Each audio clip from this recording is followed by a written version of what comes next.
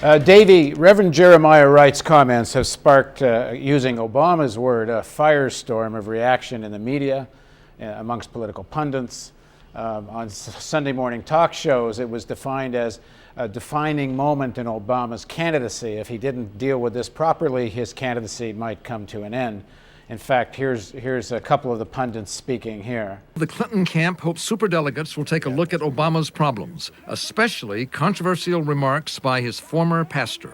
Barack Obama's preacher is on the record saying a number of very troubling anti-American things. This minister talks about how blacks shouldn't sing God Bless America, but God Damn America, implies that 9/11 is our fault, says all these other things about how the government is selling drugs to black people just to put them in jail.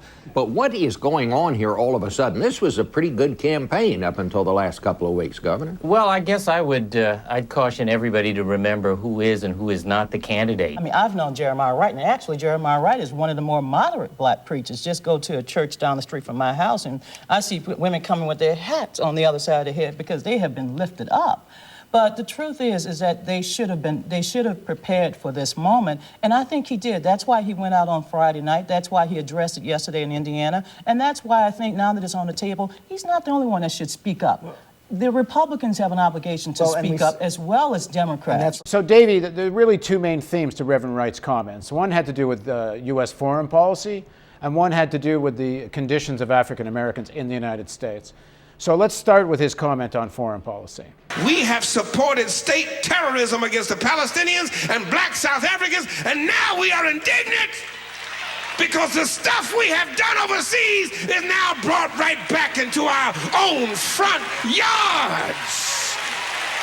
America's chickens are coming home to roost. What do you think, first of all, of what Reverend Wright said, and does that reflect a broad opinion amongst African Americans? The way that you have to look at this question is you got to ask yourself, who in the heck are these pundits? I'm a talk show host. I've been around for 20 years. I have a lot of colleagues that look like me, come from a similar background, that are also pundits. Are we at this round table when we have these discussions should be the first question that comes to mind.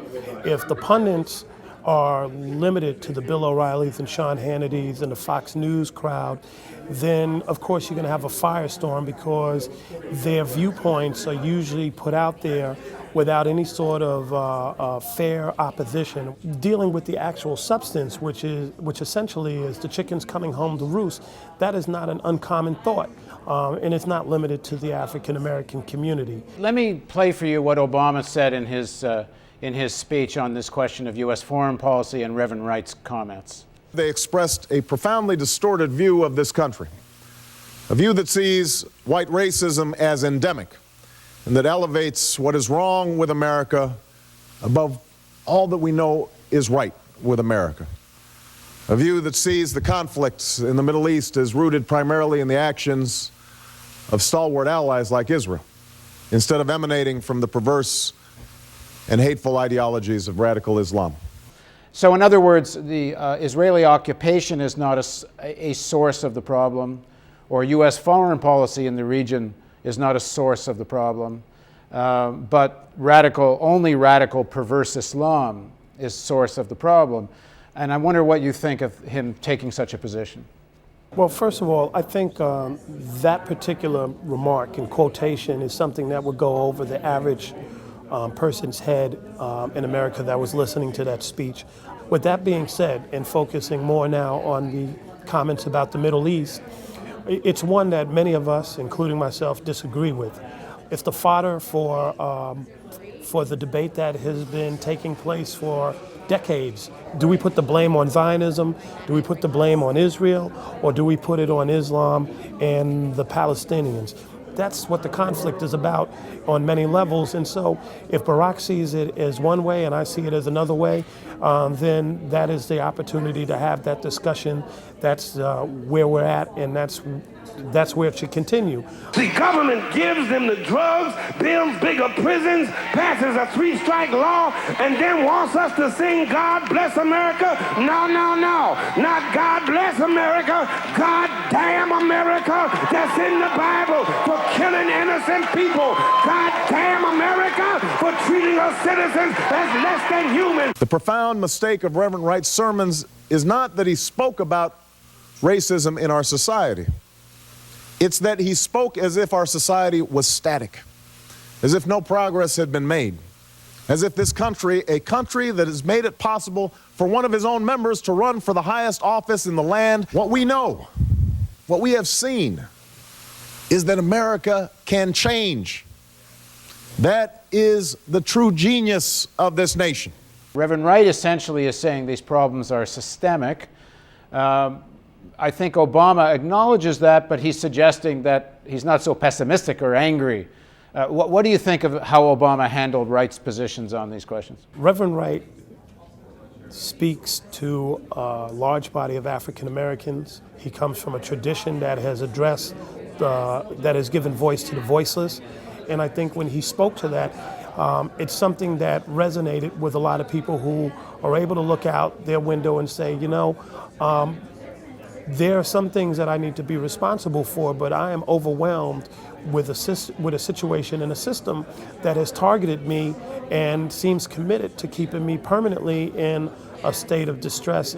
At the same time, Barack is looking at a lot of people who are trying to move forward and who want to do their best to get rid of racism, and that needs to be acknowledged, and I think Obama speaks to that spirit in that crowd of people. Both men are right from the perspectives in which they sit, and I think ideally you're going to have a marriage of both. Do you think that in the African American community, how will this speech be received? Does it feel like he's risen to the occasion, or does he feel like he's sort of conciliating in some ways to the American right? Well, the people that I roll with, and they range from rabble-rousers who were kicking up dust and continue to kick up dust in New Orleans, to Muslims, members of the Nation of Islam, to people who consider themselves progressive, to, you know, folks who have questionable backgrounds. The consensus that I got, it was a home run. I think overall people felt like he did a good job. He rose to the occasion considering the playing field. That's one thing. The second thing too, in terms of listening to Jeremiah Wright and understanding how people speak, you have white preachers say similar things all the time, and it doesn't come under criticism because most people understand that in the context of being a spiritual person, in the context of answering to God and not to man, that these things are permissible, these things are acceptable and to be expected when you're speaking from that backdrop. And so to isolate Reverend Wright's words and act like this is something new under the sun is disingenuous for those who have gone to church, and it's just outright manipulative from those who just chose to show that portion of the speech. But I think the issue is more specific. It was that statement, "God damn America." Doesn't that need to be taken on? Because that's precisely the kind of rhetoric John McCain's going to use against him. It is the patriotic card.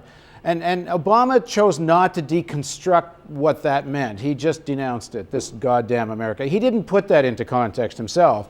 He just rejected it. McCain has had supporters who, when you look at their religious background and the things that they support, you can find a lot of things that you might find offensive. If you want to start searching the backdrop and the background of anybody who supports a particular candidate, whether they're a pastor, whether they're an artist, or whether they're just somebody who happens to have high visibility, you can find some things that you can pull out, put in front of the world and say, hey, see, this guy says this, and use that as the litmus test.